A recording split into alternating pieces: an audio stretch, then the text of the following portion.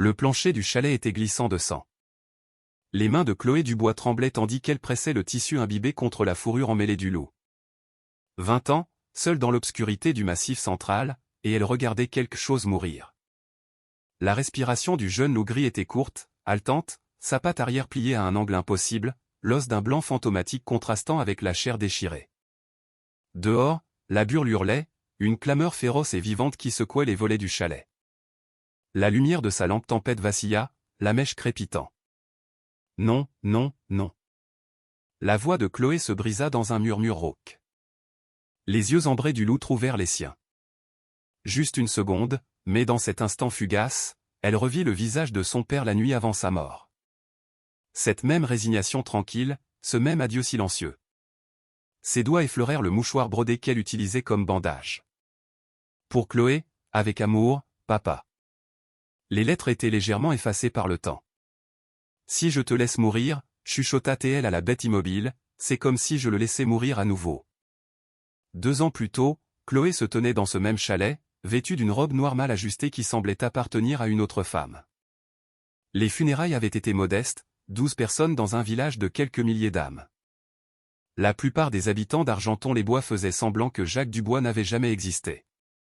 Un accident tragique, avait déclaré le chef de la gendarmerie, Stéphane Garnier, lors du service, sa voix plate et mécanique.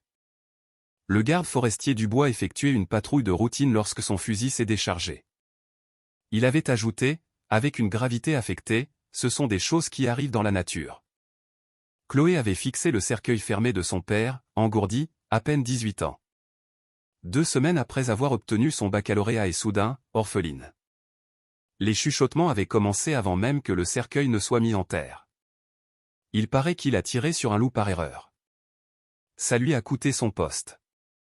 Un problème d'alcool, dit-on. Vous savez ce que c'est. La honte, ça fait faire des choses étranges à un homme. Seul Jean Leclerc lui avait serré l'épaule, une peine sincère dans ses yeux clairs. Le vieil homme avait été le seul véritable ami de son père. Chloé le connaissait à peine à l'époque. Tous les autres étaient venus par obligation, leur visage soigneusement vide. Maintenant, debout dans la pénombre du chalet, du sang de loup sur les mains, Chloé se souvenait de son père différemment. Elle avait 8 ans, étalée sur le chemin de terre après avoir volé par-dessus le guidon de son vélo. Son genou n'était qu'un amas de gravier et de sang. Jacques s'était agenouillé à côté d'elle, son uniforme de garde forestier poussiéreux, et avait nettoyé la plaie avec des mains qui ne tremblaient jamais. La douleur, ça veut dire que tu es en vie, ma puce, avait-il dit, enroulant une bande autour de son genou avec la même précision douce qu'elle avait tenté d'imiter cette nuit. Il n'y a rien de mal à être en vie. À 14 ans, elle l'avait suivi dans les bois pour une expédition de pistage. Il s'était arrêté pour lui montrer des empreintes dans la boue. De grands canidés, parfaitement espacés. Des traces de loup, avait-il expliqué, passant son doigt le long de l'empreinte. Tu vois comment les pattes avant sont plus grosses? C'est comme ça qu'on les distingue des renards. Ils ne sont pas dangereux? Avait demandé Chloé, le cœur battant.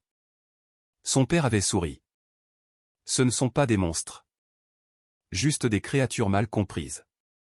La plupart des choses qui méritent d'être protégées le sont. Le souvenir qui faisait le plus mal datait de sa terminale. Elle avait été acceptée à l'université de Clermont-Ferrand, en biologie, avec une bourse complète. Son père l'avait soulevée de terre pour fêter ça, la faisant tournoyer dans la petite cuisine du chalet. Je t'y conduirai moi-même, avait-il promis. Je t'aiderai à t'installer dans ta chambre d'étudiante. On s'arrêtera peut-être au bistrot du coin que tu aimes tant sur la route. 3 mois plus tard, il était licencié. Le rapport officiel disait qu'il n'avait pas respecté le protocole lors d'un incident avec la faune sauvage, quelque chose à propos de loups, de touristes et d'une plainte du conseil municipal. Il ne lui avait jamais raconté les détails, il avait juste arrêté de sourire autant. 3 mois après ça, il était mort. Chloé avait renoncé à l'université. Le chagrin était trop lourd, et l'hypothèque du chalet devait encore être payée. Elle avait cumulé 3 emplois, serveuse au relais routier, femme de chambre dans les hôtels, et baby-sitter pour les enfants du maire le week-end. Chaque euro servait à empêcher la banque de prendre la seule maison qui lui restait. Puis, en novembre dernier, la mairie avait publié un avis pour un poste d'observateur saisonnier de la faune sauvage. Un poste de bénévole, non rémunéré, pour 3 mois dans l'arrière-pays à surveiller les populations animales. La plupart des gens pensaient qu'elle était folle de postuler. Chloé avait ses raisons. La mort de son père ne collait pas. Une décharge accidentelle. Jacques Dubois avait manipulé des armes à feu pendant 20 ans sans le moindre incident. Et le timing, juste après cette plainte, juste après avoir perdu son travail, cela semblait faux. C'était comme une histoire dont des pages avaient été arrachées. Alors elle était revenue au chalet, à l'endroit où ils avaient trouvé son corps. Les rapports officiels étaient scellés, mais peut-être que la nature lui dirait ce que les papiers ne voulaient pas dire. Pendant 3 mois, elle avait vécu seule dans le froid, cataloguant les populations de cerfs et les territoires des lièvres variables. Elle se disait qu'elle cherchait à tourner la page. En réalité, elle cherchait des réponses. Ce soir, en ouvrant la porte pour trouver un loup mourant sur son seuil, Chloé avait senti quelque chose se fissurer dans sa poitrine. Les yeux du loup contenaient le même appel désespéré que ceux de son père devaient avoir à la fin, et elle avait pensé avec une clarté soudaine, « Je n'ai pas pu le sauver, mais peut-être que je peux sauver cette créature. » Elle avait traîné le loup à l'intérieur, 15 kilos d'animal sauvage, de crocs, de griffes et d'imprévisibilité. Elle avait enveloppé sa patte brisée dans des bandes déchirées de sa couverture de rechange, utilisé le reste de ses fournitures médicales, celles que son père avait stockées dans la trousse de premier secours du chalet. Le loup l'avait observé avec ses yeux ambrés, les pupilles dilatées par la douleur et quelque chose qui n'était pas de la confiance, non, pas exactement. Plutôt de la reconnaissance, comme s'il la connaissait, ou connaissait quelqu'un comme elle. Quand elle avait saisi le mouchoir brodé pour attacher la telle de fortune, elle avait failli s'effondrer. Pour Chloé, avec amour, papa. Il le lui avait donné pour son 16e anniversaire. Ses initiales, JD, Jacques Dubois, étaient cousues dans le coin. Elle s'était mise à murmurer au loup sans s'en rendre compte, lui parlant de sa mère, morte quand elle avait 6 ans, de la soupe aux champignons que son père préparait les soirs d'hiver, de la façon dont le vent ressemblait à la solitude. Et maintenant, alors que l'aube approchait, elle comprenait enfin pourquoi elle ne pouvait pas laisser cette créature mourir. La burle avait commencé sans prévenir vers 23h30. Chloé lisait à la lueur de la lampe lorsque la première rafale avait frappé le chalet assez fort pour faire trembler les fenêtres. En quelques minutes, la visibilité était tombée à 0. La radio crépitait avec des bulletins d'urgence. La route départementale des 89 était fermée.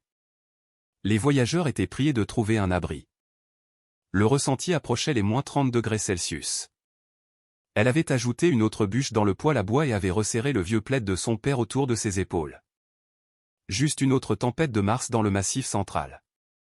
Elle avait connu pire. Puis était venu le grattement à la porte, doux au début, si doux qu'elle avait cru que c'était une branche qui raclait le bois. Mais il était revenu, irrégulier et faible, accompagné d'un son qui lui avait glacé le sang, un gémissement, aigu et fin, à peine audible par-dessus le vent. Chloé avait attrapé la lampe tempête et le vieux revolver de son père avant d'ouvrir la porte. L'arme n'était pas chargée. Elle n'avait jamais appris à tirer, mais elle se sentait plus en sécurité avec en main. Le loup était effondré sur le seuil, la neige commençant déjà à l'ensevelir.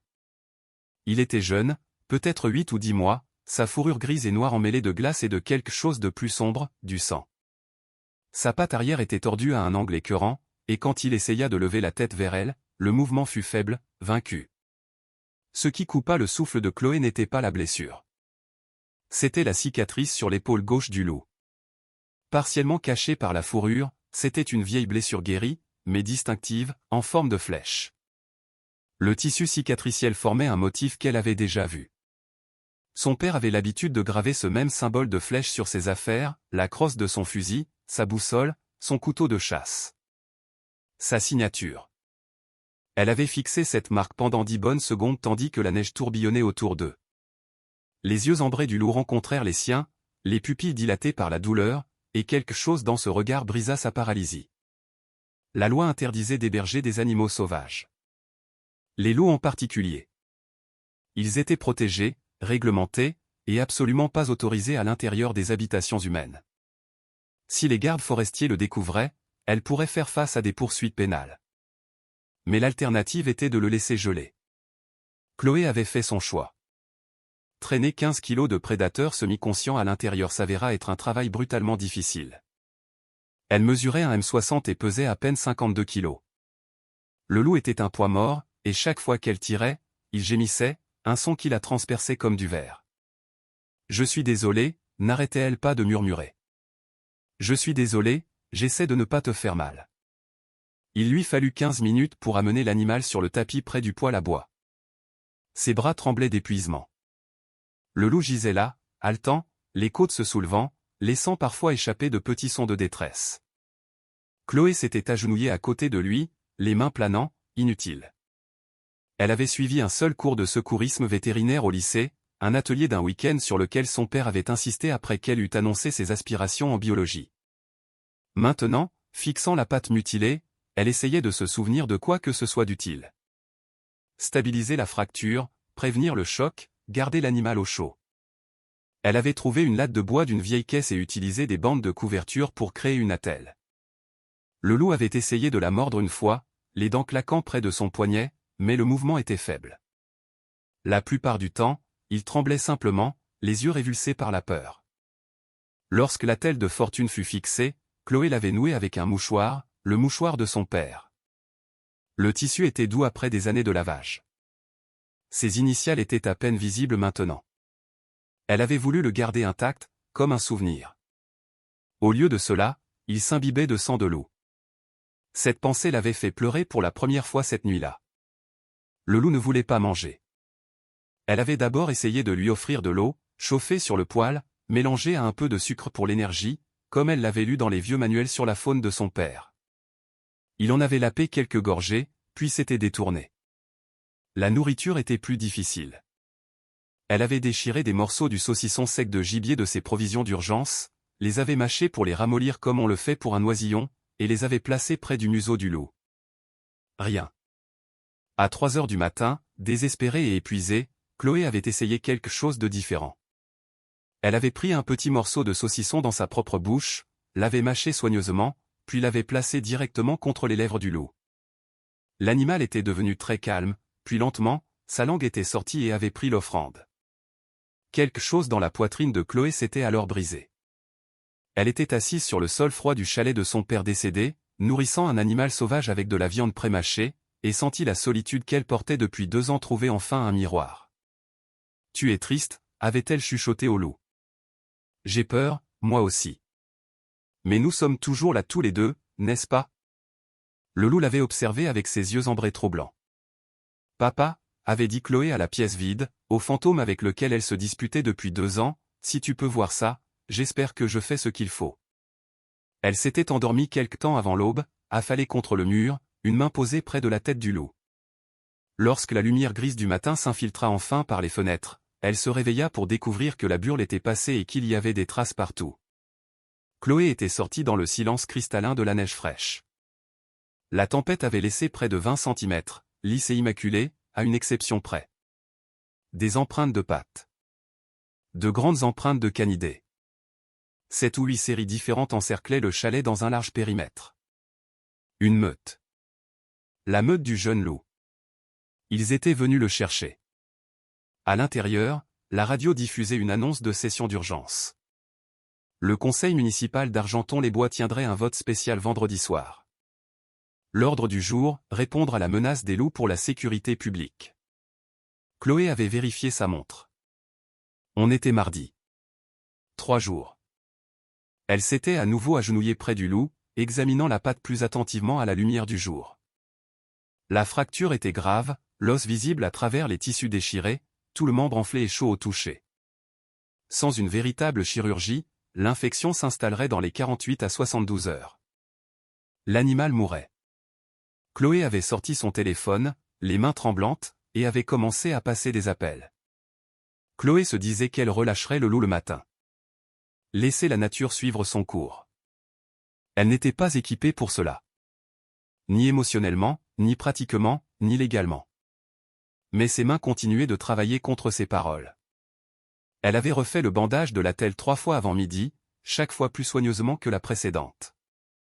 Elle avait fait bouillir de l'eau pour nettoyer la plaie, utilisé la précieuse pommade antibiotique de la trousse de secours, façonné un meilleur stabilisateur avec des piquets de tente et du ruban adhésif. Pendant tout ce temps, une voix dans sa tête hurlait que c'était inutile, dangereux, stupide. Le loup l'observait avec ses yeux ambrés déconcertants, alerte maintenant malgré la douleur. Quand elle s'approchait trop près de sa patte blessée, ses lèvres se retroussaient légèrement. Pas un grognement, mais un avertissement. Elle respectait cette limite. « Demain, lui dit-elle à voix basse. Demain, je te ramènerai dehors. » Ce n'est pas tenable. Le soir, elle se surprit à l'appeler Cendre. Le nom lui avait échappé accidentellement.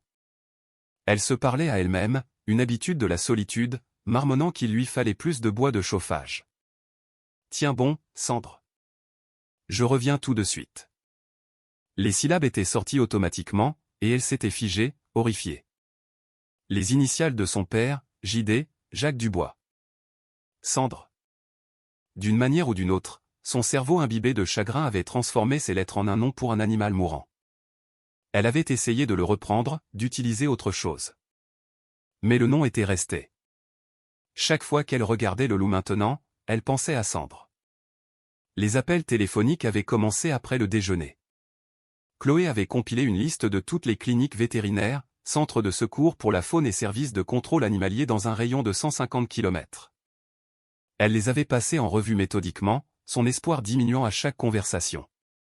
Le cabinet vétérinaire d'Argenton-les-Bois avait été le premier. La voix de la réceptionniste était devenue glaciale dès que Chloé avait mentionné les loups. « Nous ne traitons pas les animaux sauvages, ma petite. Vous devez contacter l'Office français de la biodiversité. Mais il est blessé. Il a besoin d'une chirurgie. Les animaux sauvages ne sont couverts par aucune assurance. Vous en auriez pour 8 000 à 12 000 euros minimum. Et en plus, c'est illégal de les garder. Je vous conseille d'appeler les autorités. » Le téléphone avait cliqué, la ligne coupée. Le centre de sauvegarde de la faune sauvage du Massif central semblait plus prometteur, jusqu'à ce que Chloé mentionne la Burle. « Nous adorerions aider, mais la départementale des 89 est toujours fermée. Elle ne rouvrira probablement pas avant 4, peut-être 5 jours. L'animal peut-il attendre aussi longtemps ? Chloé avait regardé la patte enflée et décolorée du loup. Non, il ne peut pas. Alors je suis désolé. Il n'y a rien que nous puissions faire. L'Office français de la biodiversité avait été pire.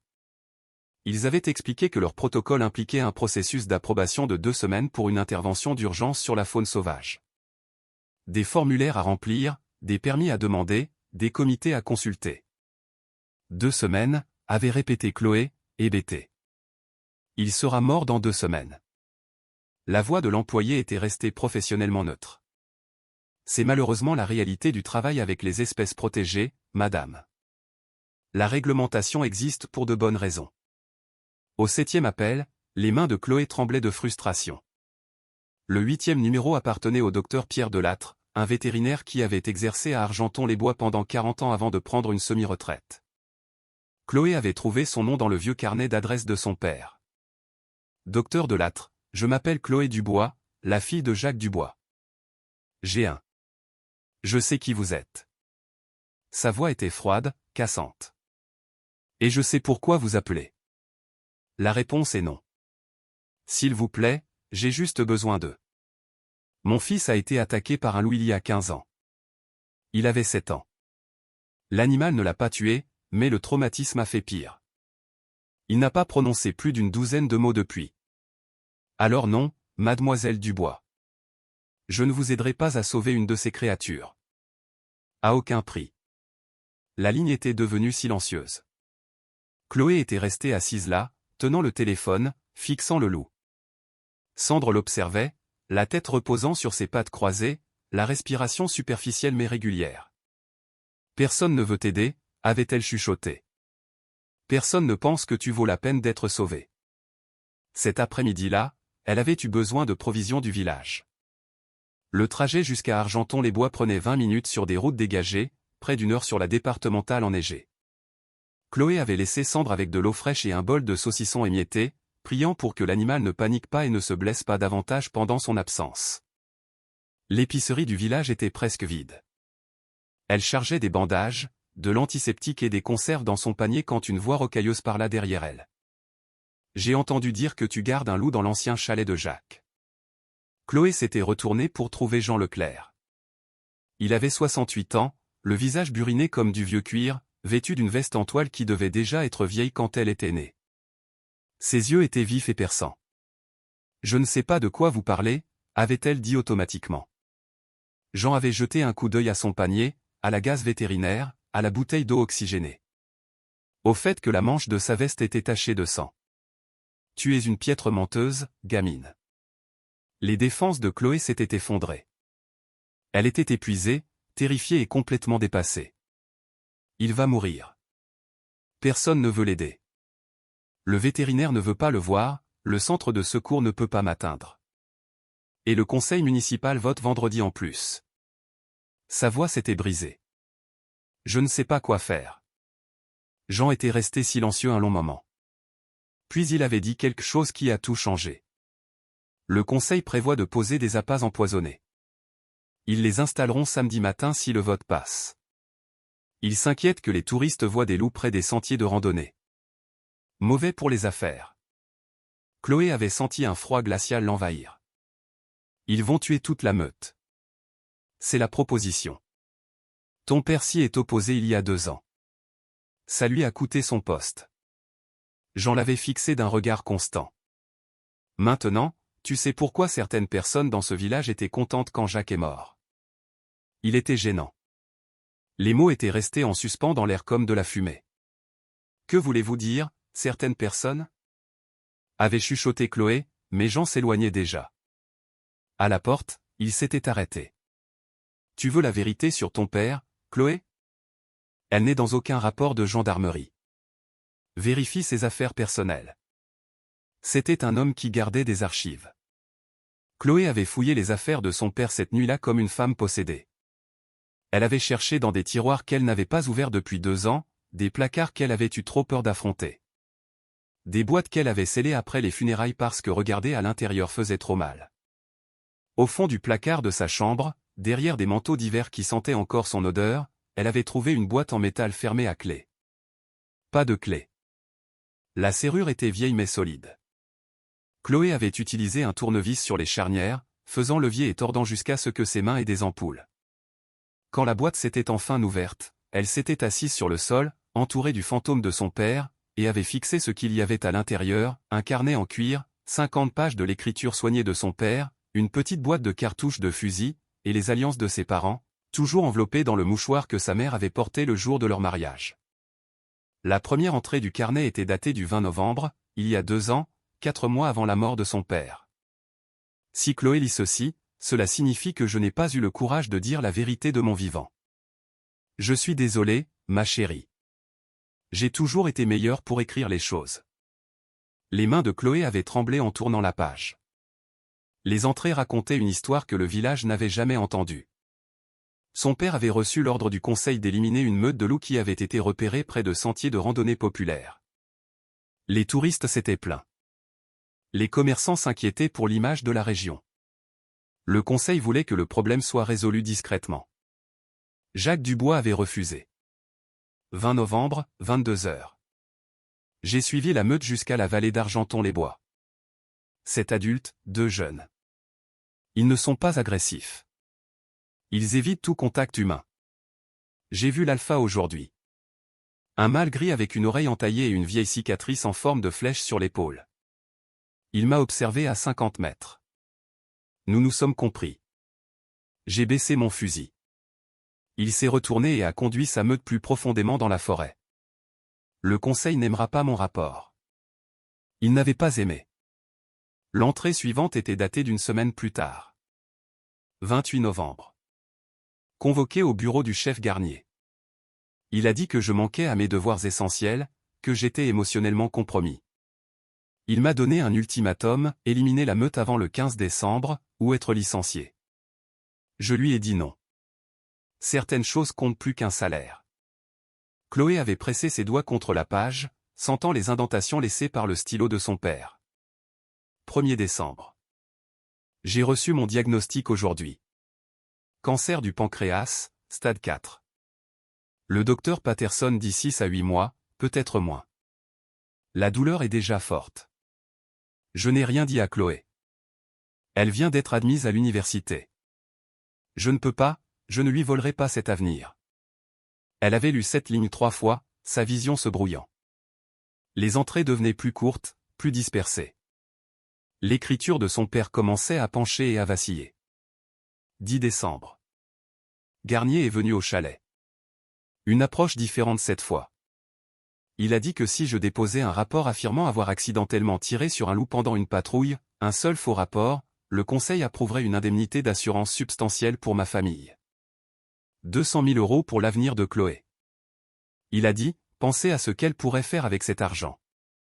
Je lui ai dit d'aller au diable. 15 décembre. Licencié officiellement. Pas d'indemnité. Les mots d'adieu de Garnier, vous le regretterez, Jacques. Votre fille le regrettera. Il n'y avait que quelques entrées de plus, chacune plus courte que la précédente. Les analgésiques affectaient clairement sa capacité à écrire. 8 janvier. La douleur est insupportable maintenant. Je ne peux pas laisser Chloé me voir comme ça. Je ne peux pas la laisser me regarder dépérir. Elle mérite mieux que ce souvenir. 23 janvier. J'ai pris ma décision. 3 mois de plus. C'est tout ce que je demande. Juste assez longtemps pour voir Chloé obtenir son bac. Ensuite, je partirai à ma manière. Proprement, rapidement, sans souffrance prolongée, sans être un fardeau pour ma fille. L'avant-dernière entrée était datée du 14 mars, la veille de sa mort. 14 mars. Demain. J'ai vécu assez longtemps pour tenir ma promesse. Chloé a son bac la semaine prochaine. Le chalet sera payé. Elle s'en sortira.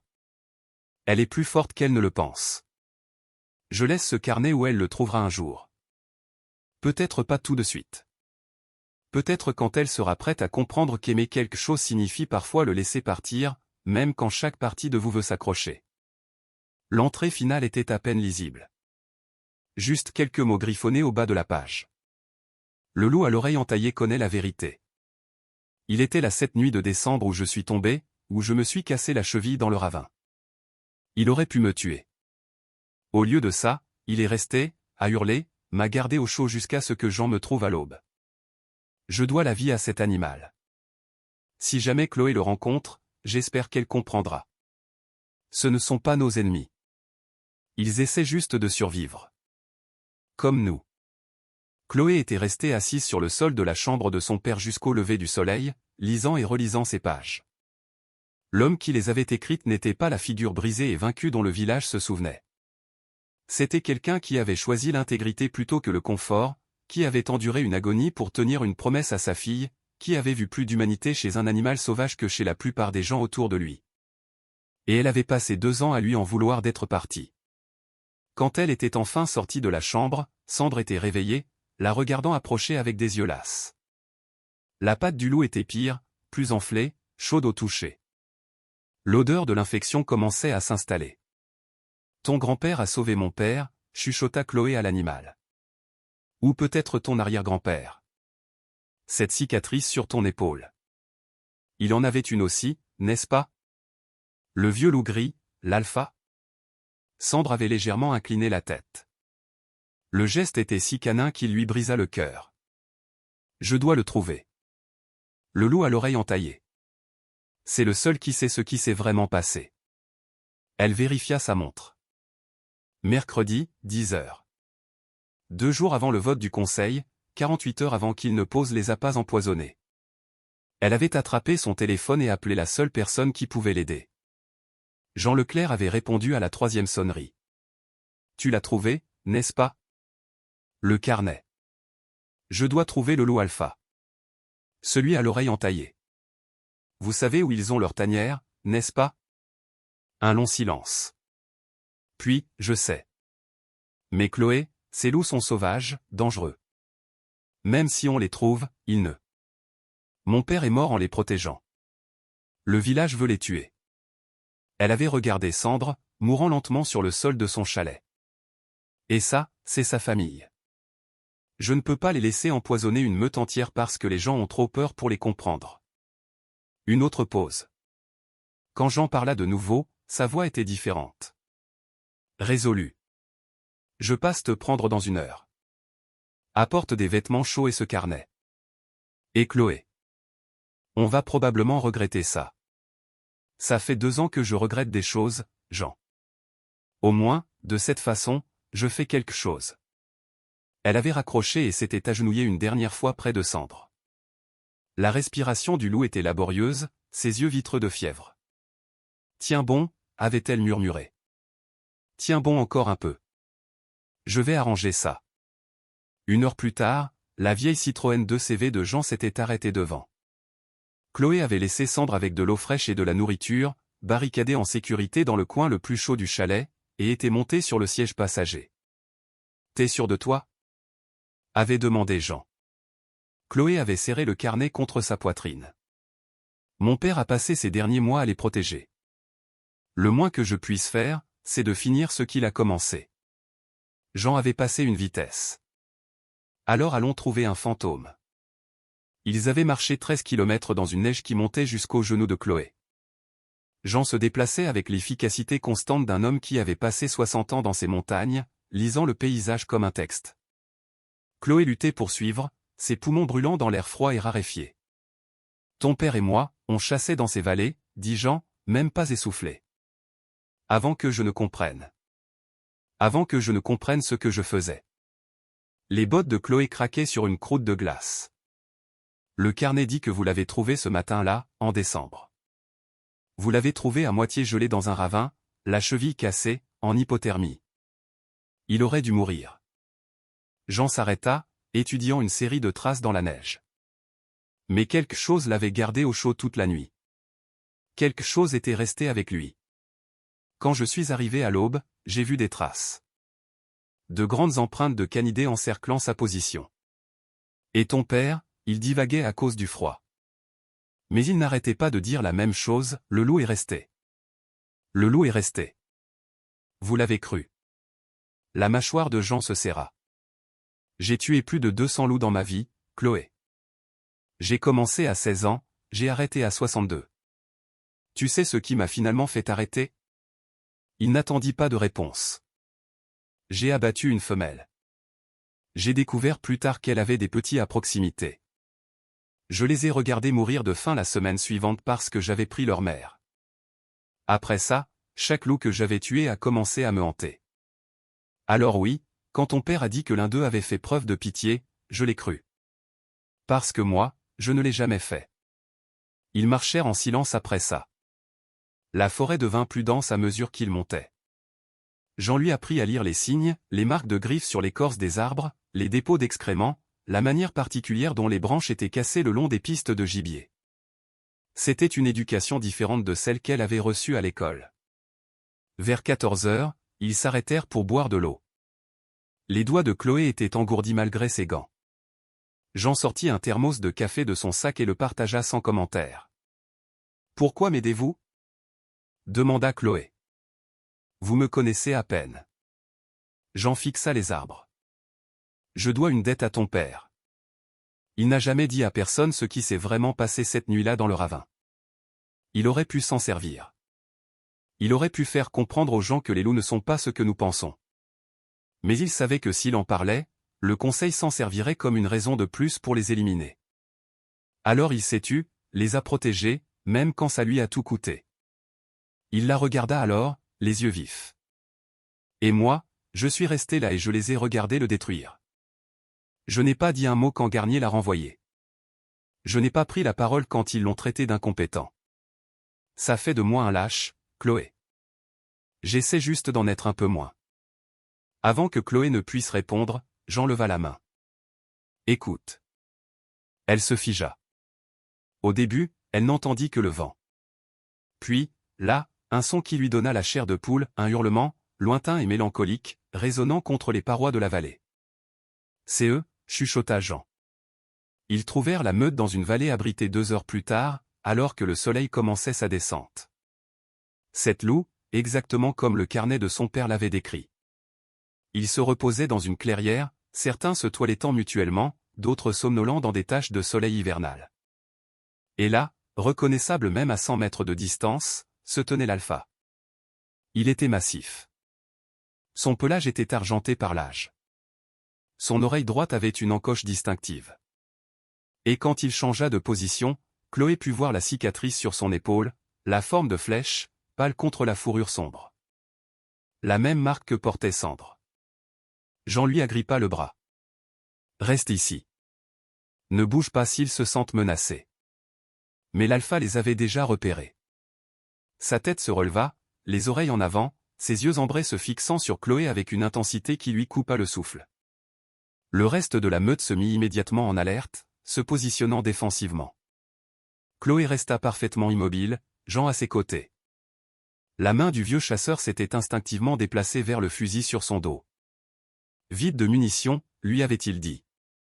Mais les vieilles habitudes ont la vie dure. L'alpha les étudia pendant ce qui sembla une éternité. Puis, lentement, il se leva. Les autres loups se tendirent, mais il s'avança seul, réduisant la distance avec des pas prudents et délibérés. 50 mètres, 40, 30. Chloé, souffla Jean. Qu'est-ce que tu fais? Elle ne s'était pas rendue compte qu'elle avançait aussi, suivant l'approche du loup pas à pas. Sa main avait glissé dans la poche de sa veste, sortant le vieil appareil photo Polaroid. L'appareil de son père, celui qu'il utilisait pour documenter son travail de garde forestier. 20 mètres maintenant. Assez près pour voir les vibrisses individuelles du loup, le givre blanc sur son museau, les vieilles cicatrices de combat qui traversaient ses épaules et ses flancs. L'alpha s'arrêta. Chloé s'arrêta. Ils se tenaient là, femme et loup, avec 3 décennies d'incompréhension entre eux. Chloé leva lentement l'appareil photo, donnant à l'animal le temps de réagir. Les oreilles de l'alpha pivotèrent vers l'avant avec curiosité, mais sans agression. L'appareil photo cliqua, vrombit, et cracha une photo en développement. Chloé l'abaissa et parla, sa voix à peine plus haute qu'un murmure. Merci d'être resté avec lui. De l'avoir maintenu en vie. Les yeux du loup semblaient retenir les siens avec quelque chose au-delà de l'instinct animal. De la reconnaissance peut-être, ou un souvenir. Puis un son brisa le moment, un moteur de véhicule, lointain mais se rapprochant. La tête de l'alpha se tourna brusquement vers le bruit, tout son corps se raidissant. La meute derrière lui se dispersa dans les arbres comme de la fumée. Jean attrapa le bras de Chloé. Il faut bouger, maintenant. Ils avaient à peine atteint la lisière de la forêt lorsqu'un 4x4 blanc apparut sur la route d'accès en contrebas. Chloé le reconnut immédiatement, gendarmerie nationale. Et au volant, elle pouvait distinguer le profil du chef Garnier. Qu'est-ce qu'il fait ici? Siffla-t-elle. Le visage de Jean avait pâli. Il repère les emplacements pour les appâts. Ils commencent tôt. Ils observèrent, cachés, tandis que Garnier arrêtait le véhicule, sortait et scrutait la vallée avec des jumelles. Il prenait des notes sur un presse-papier, marquant des positions sur ce qui ressemblait à une carte topographique. Chloé sentit la rage monter en elle, chaude et dévorante. Cet homme avait poussé son père à un choix impossible, avait offert de l'argent sale pour un faux rapport, avait coûté à Jacques Dubois son travail, sa dignité, et avait peut-être accéléré sa mort. Et maintenant, il prévoyait de massacrer toute une meute de loups pour couvrir ses traces. « Je descends », dit Chloé. Jean la retint plus fermement. « Tu ne peux pas. Pas maintenant. Il est armé. Nous non. Et tu n'as aucune preuve de quoi que ce soit, sauf ce qui est dans ce carnet, qui n'est admissible nulle part. Alors on le regarde simplement planifier leur exécution? Non. » La voix de Jean était devenue froide et calculatrice. Nous allons à la réunion du conseil vendredi. Nous leur montrons le carnet. Nous leur disons la vérité sur ce que Garnier a fait, sur ce que ton père a sacrifié. Nous le forçons à répondre de ses actes devant tout le village. Chloé voulait argumenter, voulait descendre et affronter Garnier, le faire avouer, le faire payer. Mais Jean avait raison. Se sacrifier au milieu de la nature ne sauverait pas les loups. Elle sortit le Polaroid en développement de sa poche. L'image était floue, mais indubitable, le loup alpha. Son oreille entaillée et son épaule cicatrisée, assez claires pour l'identifier. La preuve que la meute que son père avait protégée était toujours en vie. D'accord, murmura-t-elle. Vendredi. Mais je poste ça d'abord. Ce soir-là, de retour au chalet, Chloé s'assit au vieux bureau de son père et ouvrit son ordinateur portable. Ses mains tremblaient tandis qu'elle tapait, la rage et le chagrin se canalisant en mots. Elle téléchargea la photo de l'alpha. Puis elle transcrivit des passages sélectionnés du carnet. Rien qui ne révélerait trop, mais assez pour soulever des questions. Elle intitula le post « Mon père n'est pas mort en chassant des loups. Il est mort en les protégeant. Voici son histoire. » Elle publia à 20h. À 21h, le post avait 50 partages. À 22h, il en avait 200. À minuit, quand elle s'autorisa enfin à dormir près de la respiration laborieuse de Sandre, il avait été partagé plus de 500 fois. La section des commentaires explosait, moitié de soutien, moitié d'indignation, tous exigeant des réponses. La session spéciale du conseil municipal était dans moins de 48 heures. Chloé ferma les yeux et pria d'avoir fait le bon choix. À côté d'elle, Sandre gémit dans son sommeil, sa fièvre grimpant. Le temps était compté pour eux deux. La mairie était bondée de 156 personnes lorsque Chloé arriva vendredi soir. Elle avait laissé Sandre au chalet, son état se détériorant rapidement. La respiration du loup était devenue superficielle et rapide, ses yeux perdus dans la fièvre. Elle lui avait donné toute l'eau qu'il pouvait boire et lui avait murmuré des promesses qu'elle n'était pas sûre de pouvoir tenir. L'énergie de la foule était volatile, divisée selon des lignes que Chloé pouvait presque voir tracées à travers la pièce. D'un côté se trouvaient les commerçants, les résidents de longue date, les gens qui se souvenaient de l'époque où les loups étaient une vermine à éliminer. De l'autre côté se pressaient des visages plus jeunes, des nouveaux arrivants, des gens qui avaient grandi avec des histoires différentes sur la faune. Chloé serra le carnet de son père comme une bouée de sauvetage et trouva une place près du fond. Le maire Henri Moreau ouvrit la séance à 19h30 précise. Il avait 75 ans, le visage buriné comme de vieilles bottes, avec des yeux qui avaient vu Argenton-les-Bois traverser 50 ans de changement. Il était maire quand Chloé est née et mourait probablement en fonction. Nous sommes ici pour voter sur la proposition de gestion de la faune sauvage, annonça Moreau, sa voix portant sans microphone. Le chef Garnier présentera les arguments en faveur de l'intervention. Garnier se leva, impeccable dans son uniforme, son expression soigneusement neutre.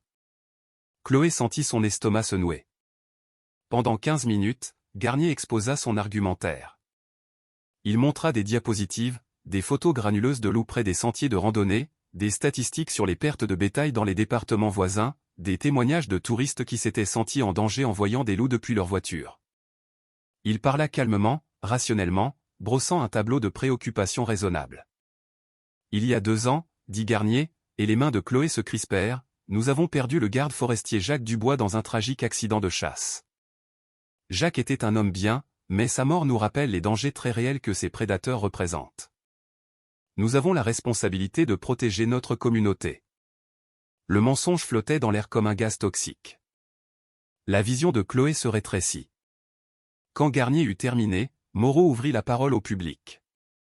3 personnes parlèrent en faveur de la proposition, un éleveur, un propriétaire d'hôtel et une mère qui affirmait avoir peur de laisser ses enfants jouer dehors. Puis Chloé se leva. L'attention de la salle se tourna vers elle comme un projecteur. Elle marcha jusqu'à l'avant sur des jambes qui ne semblaient pas tout à fait solides, le carnet pressé contre sa poitrine. « Je m'appelle Chloé Dubois », commença-t-elle, sa voix plus rauque qu'elle ne l'avait prévu. Jacques Dubois était mon père. L'expression de Garnier vacilla, juste une seconde, mais elle le vit. La peur. Le chef Garnier vient de vous dire que mon père est mort dans un accident de chasse. Ce n'est pas vrai. Elle brandit le carnet. Ceci est le journal personnel de mon père des 4 mois avant sa mort. Il a tout noté. Chaque conversation, chaque menace, chaque mensonge. La salle était devenue absolument silencieuse. Chloé ouvrit à une page marquée et lut à voix haute. Sa voix trembla au début, puis se raffermit alors que les mots de son père remplissaient l'espace. 28 novembre. Convoqué au bureau du chef Garnier. Il a dit que je manquais à mes devoirs essentiels, que j'étais émotionnellement compromis. Il m'a donné un ultimatum, éliminer la meute de loups avant le 15 décembre, ou être licencié. Je lui ai dit non. Certaines choses comptent plus qu'un salaire. Elle leva les yeux. Garnier était devenu pâle.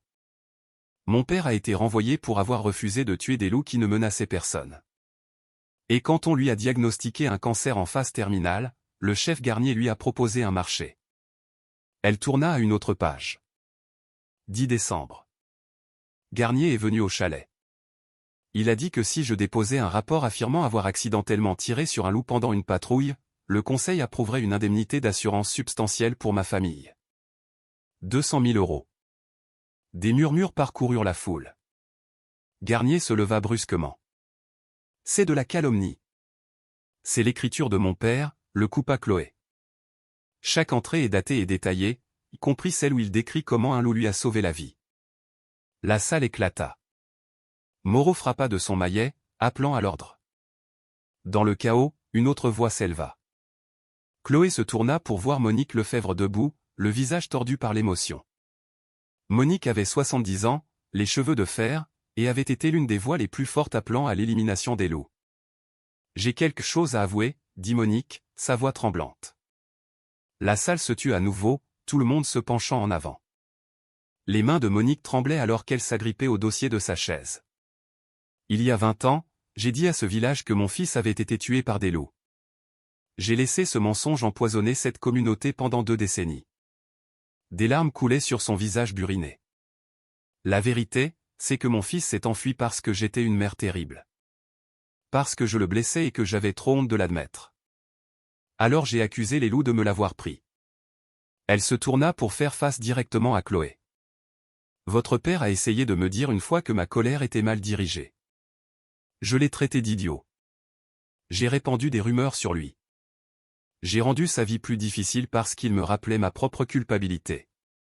Sa voix se brisa. Ne tuez pas ces animaux à cause de ma honte. S'il vous plaît. Monique s'assit lourdement, enfouissant son visage dans ses mains. La femme à côté d'elle, que Chloé ne reconnaissait pas, passa un bras autour de ses épaules. Puis Jean Leclerc se leva. Il marcha jusqu'à l'avant et posa quelque chose sur la table. Une boîte en carton qui atterrit avec un bruit sourd. J'ai tué 207 loups dans ma vie, dit Jean platement. J'ai commencé à 16 ans, j'ai arrêté à 62. Cette boîte contient des photos de chacun d'eux. Il l'ouvrit, révélant des piles de Polaroid. Je les gardais comme des trophées. Maintenant, ils me rendent juste malade. Il en sortit une poignée, les laissa s'éparpiller sur la table. Des images de loups morts, Jean se tenant au-dessus d'eux avec son fusil. Jean jeune, Jean d'âge moyen, Jean vieux. Une chronologie de la mise à mort. Jacques Dubois est la seule personne qui m'ait jamais fait douter de ce que je faisais. Il m'a demandé une fois si je les regardais dans les yeux avant d'appuyer sur la gâchette. Je lui ai dit non. Il a dit, peut-être que tu devrais. La voix de Jean devint rauque. Si nous votons pour empoisonner ces loups, je quitte Argenton-les-Bois. Parce que je ne peux pas vivre dans un endroit qui commet la même erreur que j'ai mis 40 ans à commettre. La salle était maintenant absolument silencieuse. Le maire Moreau se racla la gorge. Nous allons procéder au vote. Tous ceux qui sont en faveur de la proposition d'élimination de la faune. Des mains se levèrent. Chloé compta frénétiquement. 68. Tous contre. Plus de mains. 73. Abstention. 15 mains. Moreau recompta 2 fois. Les chiffres tenaient, 73 contre 68, avec 15 abstentions. Le vote est à égalité à 73 en tenant compte des votes pondérés du Conseil, annonça Moreau, ce qui signifie qu'en tant que maire, je donne la voix prépondérante. La salle retint son souffle. Moreau resta silencieux pendant 3 longues minutes. Finalement, il parla. Il y a 40 ans, j'ai abattu mon dernier loup. Ma femme m'a quitté pour ça. Elle a dit qu'elle ne pouvait pas aimer un homme qui tuait pour le sport et appelait ça son devoir. J'ai porté ça avec moi chaque jour depuis. Il regarda directement Chloé. Votre père avait raison. Certaines choses comptent plus que la peur. Il leva la main. Je vote non. La proposition est rejetée. La salle explosa. Des acclamations et des cris de colère se mêlèrent. Chloé n'entendait rien par-dessus le rugissement dans ses oreilles. C'était fait. Les loups vivraient. Mais Sandre était toujours en train de mourir. Elle se fraya un chemin à travers la foule, ignorant les gens qui essayaient de l'arrêter, de la remercier, de discuter. Elle devait rentrer. Elle le devait. Son téléphone sonna. Docteur Delattre. Chloé répondit, les mains tremblantes. Allô? Amenez le loup à ma clinique. 6 heures demain matin. Je ferai la chirurgie gratuitement. Sa voix était rauque. Mon fils m'a appelé. Il a lu votre poste. Il a dit. Delattre fit une pause. Il a dit qu'il était temps que j'arrête de laisser la peur prendre mes décisions. Les genoux de Chloé fléchirent. Jean lui attrapa le coude. Merci, murmura-t-elle. Merci. Elle courait déjà vers sa voiture avant que Delattre ne puisse répondre. La chirurgie dura 4 heures. Chloé était assise dans la salle d'attente du cabinet vétérinaire du docteur Delattre, regardant l'aube se lever sur les montagnes à travers des fenêtres sales. Jean l'avait conduite ici à 4h30 du matin, cendre enveloppée dans des couvertures dans la benne de la 2CV, respirant à peine. Le docteur Delattre avait jeté un coup d'œil au loup et secoué la tête. Infection sévère, tissu nécrotique, les os de la patte brisés en 3 endroits. Il avait croisé le regard de Chloé. Je ferai ce que je peux, mais vous devez vous préparer. Maintenant, Chloé attendait, le carnet de son père ouvert sur ses genoux à une page qu'elle avait lue une 12aine de fois. L'entrée de décembre, quand Jacques avait été piégé dans le ravin, en hypothermie et délirant, sauvé par un loup qui aurait dû le voir comme une proie. À 9h15, le docteur Delattre sortit. Sa blouse chirurgicale était tachée de sang, son visage tiré par l'épuisement. Il est vivant, dit Delattre, et Chloé laissa échapper son souffle dans un soupir. J'ai dû retirer une partie importante de l'os et du tissu nécrotique. La patte ne sera plus jamais la même. Il aura une boiterie permanente. Dans la nature, c'est une condamnation à mort. Il ne pourra pas chasser efficacement ni suivre une meute. Le soulagement de Chloé se mua en quelque chose de plus lourd. Alors je l'ai sauvé pour le rendre impuissant. L'expression de Delattre s'adoucit légèrement. Vous l'avez sauvé pour lui donner un choix. Le centre de sauvegarde de la faune sauvage du Massif central a accepté de le prendre s'il ne peut pas être relâché. Il vivra, Chloé. Juste différemment de ce qu'il aurait fait. Je peux le voir? Dans la salle de réveil, Sandre gisait sur une table rembourrée, encore inconscient de l'anesthésie. Sa patte arrière était lourdement bandée, un tube de drainage dépassant du site chirurgical. Il avait l'air incroyablement petit et vulnérable sous les néons. Chloé posa sa main près de sa tête, sans le toucher. Je suis désolé, chuchota-t-elle.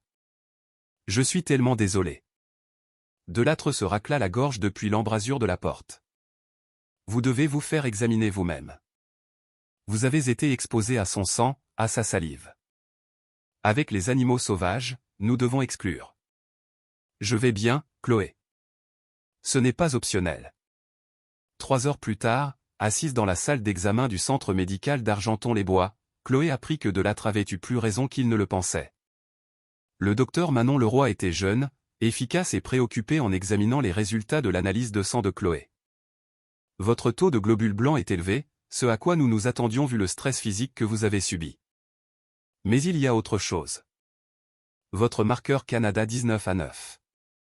C'est un marqueur tumoral que nous voyons parfois élevé dans les affections pancréatiques. Il est anormalement élevé. Le monde de Chloé bascula. Qu'est-ce que ça veut dire? Ça pourrait ne rien vouloir dire. Les faux positifs arrivent. Mais étant donné vos antécédents familiaux, votre père est mort d'un cancer du pancréas. Je recommande une biopsie immédiate. Le mot « cancer » résonna dans la tête de Chloé comme un cri dans un canyon. Elle assista au reste de l'explication dans un brouillard engourdissant. Biopsie prévue pour lundi. Résultat dans 3 à 5 jours. Option de traitement si positif. Taux de survie. Pronostic à 5 ans. Quand elle retourna enfin à sa voiture, elle s'assit sur le parking et fixa le vide. L'ironie était écrasante.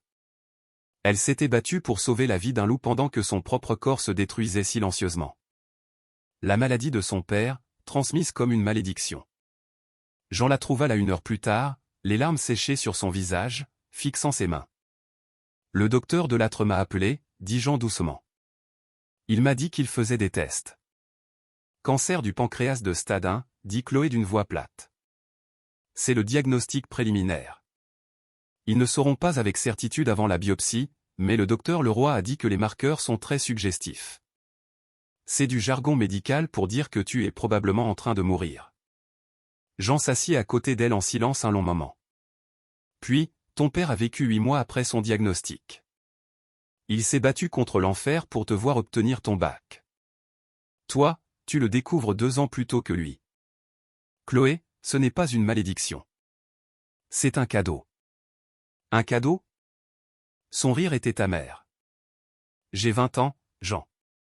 Je viens juste de comprendre ce que je suis censé faire de ma vie. Et maintenant? Maintenant, tu te bats. Comme ton père l'a fait. Comme ce loup là-dedans le fait. La main burinée de Jean lui serra l'épaule. Tu as sauvé Sandre en sachant que tu l'avais peut-être condamné à une vie plus dure. Il a quand même le droit de vivre. C'est le même choix auquel tu es confronté. Chloé ferma les yeux. Je ne sais pas si je suis assez forte. Jacques non plus. Sandre non plus. Aucun de nous. Mais on le fait quand même. Les résultats de la biopsie arrivèrent 5 jours plus tard. Cancer du pancréas de stade 1. Détecté tôt par pur hasard. Si Chloé n'avait pas été hospitalisée pour risque d'exposition après avoir soigné Sandre, si les médecins n'avaient pas fait une analyse de sang complète, si elle n'avait pas été signalée pour des marqueurs élevés, il serait resté non détecté pendant une autre année, peut-être 2. À ce moment-là, il aurait été au stade 4, terminal.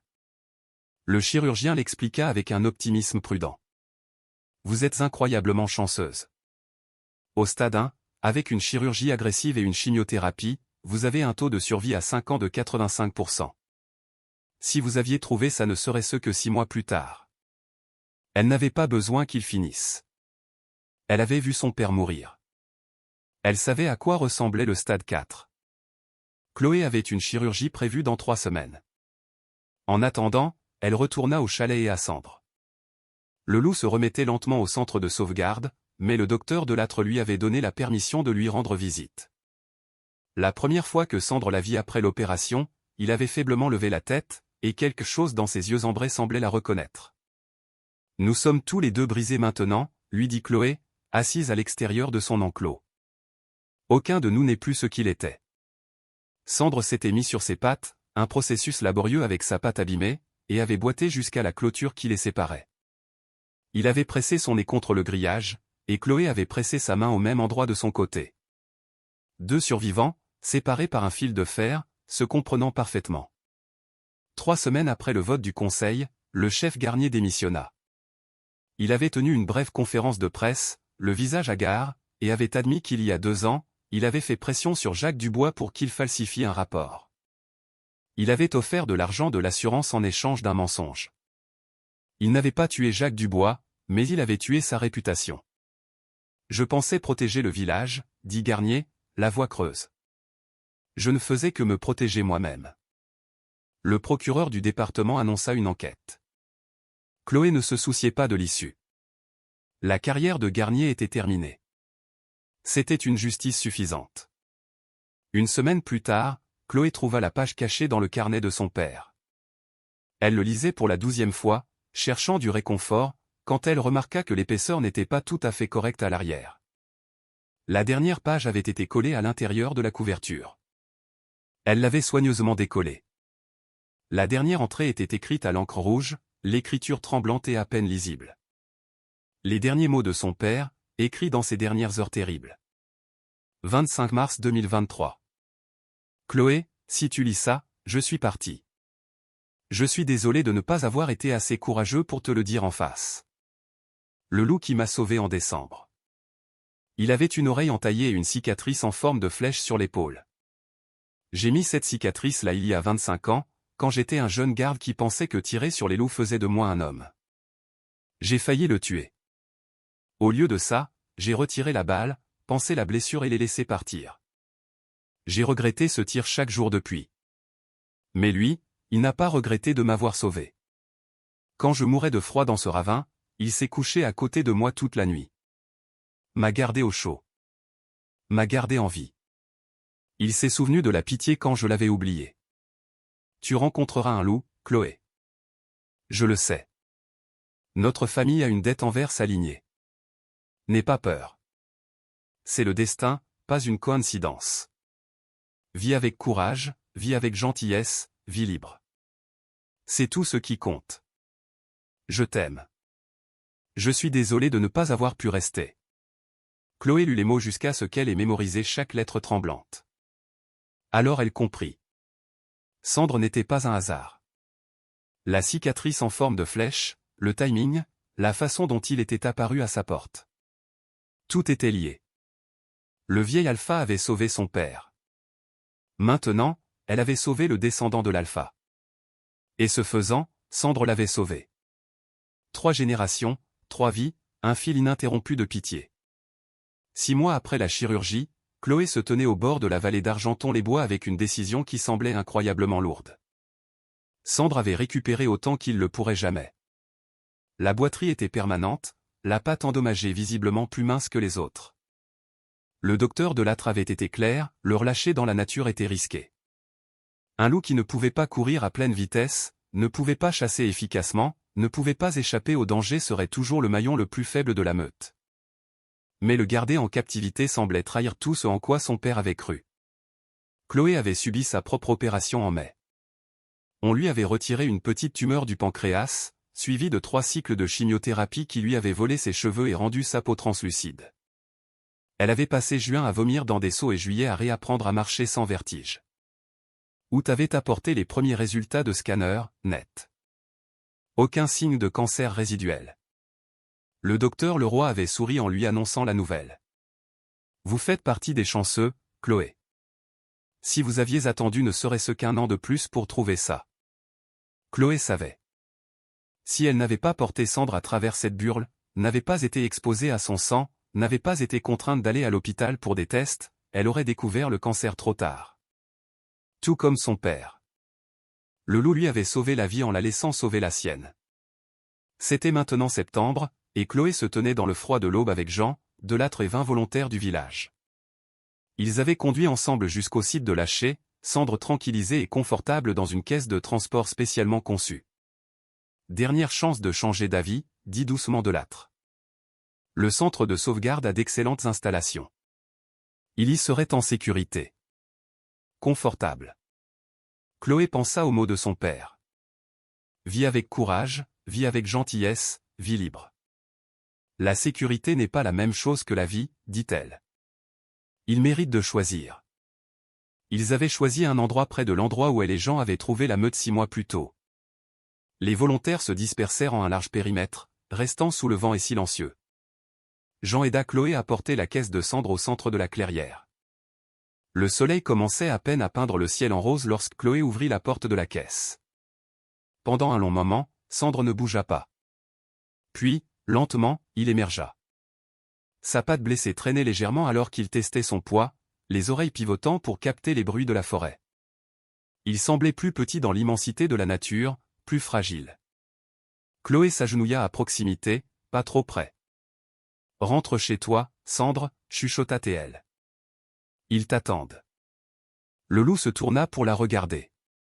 Ses yeux ambrés retinrent les siens pendant un long battement de cœur, et Chloé sentit quelque chose passer entre eux, pas de la compréhension exactement, mais de la reconnaissance, une reconnaissance de ce qu'ils avaient survécu ensemble.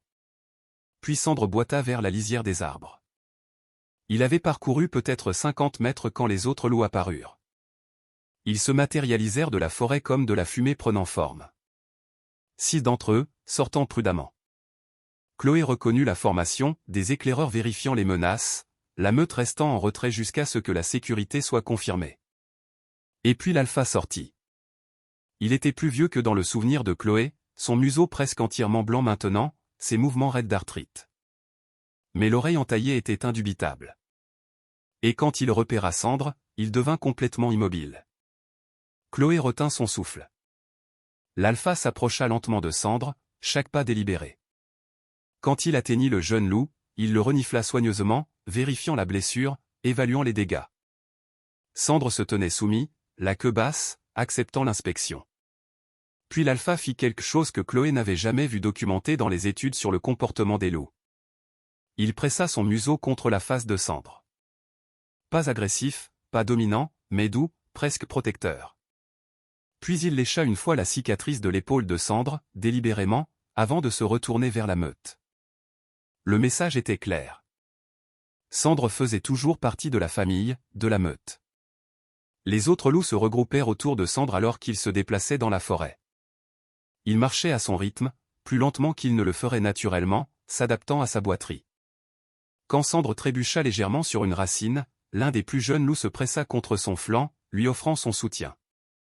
L'alpha se retourna une fois au bord de la clairière. Il regarda directement Chloé, et à ce moment-là, elle vit son père en lui. La même force tranquille, la même pitié inattendue. Puis il disparut, la meute s'évanouissant dans la nature comme s'il n'avait jamais été là. Chloé réalisa qu'elle pleurait. La main de Jean lui serra l'épaule. Il est chez lui, dit doucement le vieux chasseur. 2 mois plus tard, par un froid matin de novembre, Chloé trouva l'alpha. Elle faisait une randonnée seule, vérifiant les pièges photographiques pour son projet de surveillance de la faune. L'université lui avait accordé une bourse complète pour poursuivre son travail après que son histoire fût devenue nationale. Les caméras avaient capturé des images de la meute chassant avec succès, avec la participation de Sandre malgré son handicap. Il avait appris à rabattre les proies vers les autres plutôt que de les poursuivre lui-même. La meute avait adapté sa stratégie autour de sa limitation. Mais ce matin-là, l'alpha n'était pas avec eux. Chloé le trouva dans un petit ravin à moins de 100 mètres de l'endroit où son père était enterré. Il était mort paisiblement, semblait-il, de vieillesse et du poids accumulé des années. Son corps était encore chaud. La meute ne l'avait pas quitté. Ils avaient formé un cercle autour de son corps, les têtes baissées, et alors que Chloé approchait, ils élevèrent un chœur de hurlements qui résonna contre les montagnes. Elle avait lu des choses sur ce comportement, les loups pleurant leur mort, mais l'entendre en personne lui donna la chair de poule. Sandre se tenait le plus près de l'alpha, sa patte endommagée tremblant à force de rester immobile. Quand il vit Chloé, il ne s'enfuit pas, la regarda simplement s'agenouiller à une distance respectueuse. « Merci, dit Chloé, les larmes coulant, d'avoir sauvé mon père, d'avoir commencé tout ça. » Un par un, les loups s'approchèrent du corps de l'alpha. Chacun le renifla, lui lécha le visage, puis s'éloigna. Un adieu rituel. Sandre resta le plus longtemps, s'allongeant à côté du vieux loup pendant près d'1 heure avant de se lever enfin, à contre-cœur. Chloé appela les services de la faune. Ils confirmèrent ce qu'elle savait déjà. C'était le plus vieux loup jamais documenté dans le Massif central, environ 17 ans. La plupart des loups sauvages ne vivent que 6 ou 7 ans. C'est extraordinaire, lui dit le biologiste au téléphone. Il aurait dû mourir il y a des décennies. C'est comme s'il s'accrochait à quelque chose. Chloé savait à quoi il s'était accroché. Jusqu'à ce que la dette soit payée, jusqu'à ce que la fille de Jacques Dubois ait sauvé son petit-fils, jusqu'à ce que le cercle soit complet.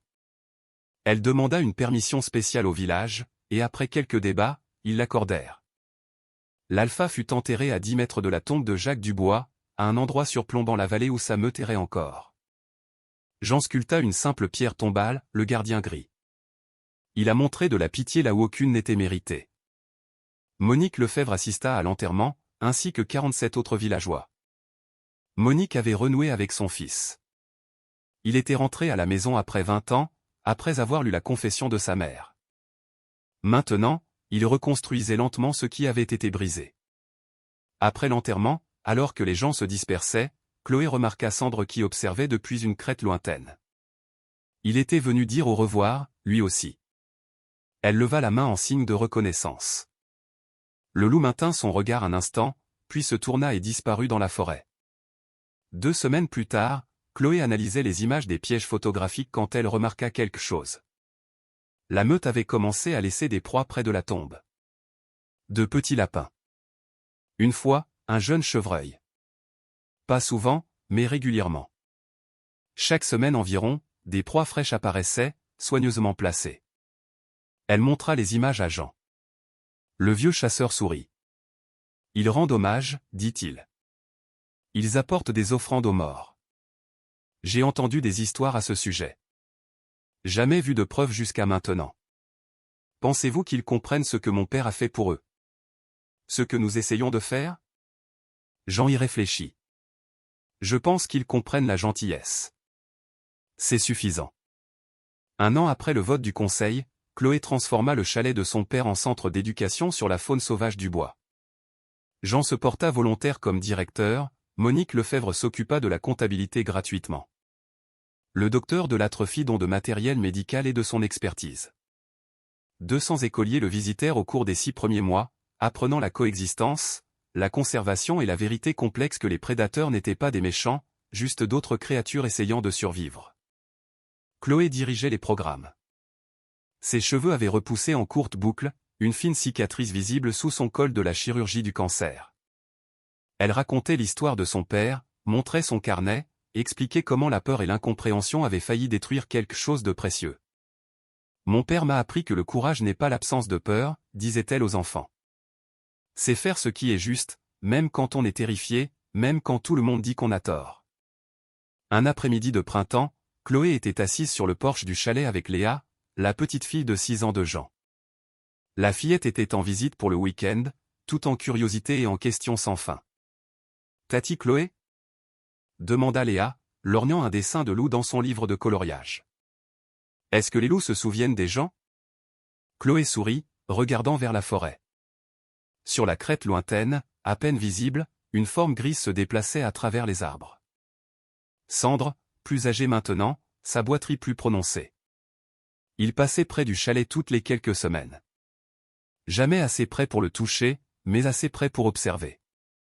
Assez près pour se souvenir. Oui, dit doucement Chloé. Je pense qu'ils s'en souviennent. Je pense qu'ils se souviennent des gens qui leur ont montré de la gentillesse. Et je pense qu'ils transmettent ces souvenirs de génération en génération, comme des histoires. Léa réfléchit sérieusement à cela. C'est joli. Ça l'est, acquiesça Chloé. Elle baissa les yeux sur sa main. La cicatrice des dents de Sandre s'était estompée maintenant, une fine ligne blanche sur son annulaire. Elle portait les alliances de ses parents sur une chaîne, symbole d'amour, de sacrifice et du refus obstiné d'abandonner les choses qui valent la peine d'être sauvées. Le loup sur la crête se tourna, surprit son regard et resta immobile un instant. Puis il disparut, se fondant dans la forêt comme une brume matinale. Chloé sourit et se retourna vers Léa, prête à lui raconter une autre histoire sur le monde qu'ils apprenaient tous encore à partager. Si vous avez lu l'histoire de Chloé, vous savez déjà de quoi il s'agit vraiment. Il ne s'agit pas de loups. Il s'agit des dettes que nous portons, des regrets qui ne nous laissent pas dormir, et du courage qu'il faut pour choisir la pitié quand le monde crie à la vengeance. Peut-être avez-vous été Jean, portant le poids d'erreurs commises il y a des décennies, vous demandant s'il est trop tard pour arranger les choses. Peut-être avez-vous été Monique, vous cachant derrière un mensonge parce que la vérité semble trop honteuse pour être dite à voix haute. Ou peut-être avez-vous été Chloé, jeune, en colère et en deuil, essayant de comprendre pourquoi les gens que vous aimiez ont fait les choix qu'ils ont faits. Voici ce que Jacques Dubois a compris dans ces derniers mois. L'héritage n'est pas ce que vous accumulez. C'est ce que vous protégez. C'est la gentillesse que vous montrez quand personne ne regarde. C'est la position que vous prenez quand vos genoux tremblent. C'est la pitié que vous accordez à quelque chose de sauvage et de mal compris, même si cela vous coûte tout. Chloé a sauvé un loup et a découvert son propre cancer à temps. Mais ce n'est pas le vrai miracle. Le vrai miracle, c'est que 3 générations à un homme, sa fille et un animal ont formé un cercle de grâce que personne n'avait prévu. Jacques a montré de la pitié à un jeune loup. Ce loup a sauvé la vie de Jacques. Chloé a sauvé le petit-fils du loup, et ce faisant, s'est sauvée elle-même. Nous vivons dans un monde qui nous dit d'avoir peur. Peur de ce qui est différent. Peur de ce que nous ne comprenons pas. Peur que la gentillesse soit une faiblesse et la pitié une folie. Mais la vérité que Chloé a apprise, la vérité pour laquelle son père est mort, est plus simple, les choses que nous sauvons finissent par nous sauver. Il n'est jamais trop tard pour être courageux. Jamais trop tard pour admettre que l'on avait tort. Jamais trop tard pour choisir l'amour plutôt que la peur, la connexion plutôt que l'isolement, le pardon plutôt que l'amertume. Jean a passé 40 ans à tuer avant d'apprendre à protéger. Monique a porté un mensonge pendant 20 ans avant de trouver le courage de dire la vérité. Tous deux ont obtenu leur rédemption. Tous deux ont trouvé la paix. Vous n'avez pas besoin d'un loup à votre porte pour comprendre cela. Il vous suffit de regarder votre propre vie et de vous demander, qu'est-ce que je protège? Quelle dette est-ce que je porte encore? De quel cercle de grâce fais-je partie, même si je ne le vois pas encore? L'histoire de Chloé nous enseigne que la chose la plus difficile que nous ferons jamais est de choisir la gentillesse quand la cruauté est plus facile, de choisir la vérité quand les mensonges sont plus sûrs, de choisir de sauver quelque chose de précieux quand le monde entier dit de le laisser mourir. Mais ce choix, ce petit choix terrifiant et magnifique, est la façon dont nous devenons pleinement humains. C'est ainsi que nous honorons les personnes que nous avons perdues.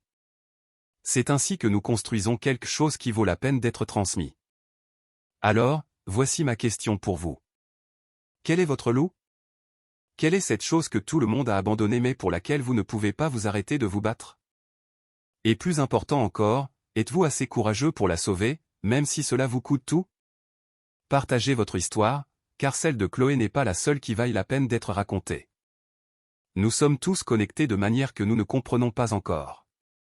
Tous partis d'un plus grand cercle de grâce. Votre histoire compte.